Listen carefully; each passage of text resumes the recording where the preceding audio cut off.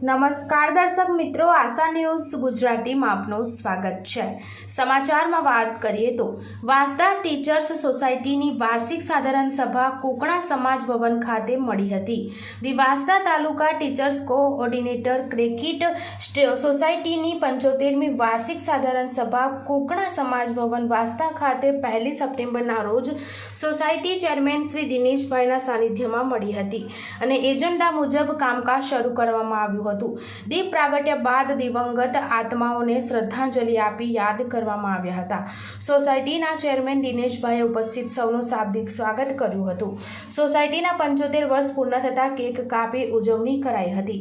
ઉપસ્થિત સોસાયટીના પૂર્વ હોદ્દેદારો સર્વ શ્રી કાનજીભાઈ પટેલ, શ્રી કલ્યાણજીભાઈ પટેલ, શ્રી પરસોત્તમભાઈ પટેલ, શ્રી ચંદુભાઈ જાદવ, શ્રી જગુભાઈ પટેલ, શ્રી હસમુખભાઈ પટેલ, શ્રી અશોકભાઈ પટેલ, અજીતભાઈ પટેલનું સન્માન કરવામાં આવ્યું હતું। પૂર્વ હોદ્દેદારોએ પોતાના પ્રતિભાવ આપી ટીચર સોસાયટીની ઉત્તરોત્તર પ્રગતિ સાથે તેની ઉપયોગિતા સમજાવી હતી અને કહ્યું કે નજીવા વ્યાજ દરે સરળ પદ્ધતિથી આપતું ધિરાણ શિક્ષકો માટે અત્યંત ઉપયોગી સાબિત થયું છે।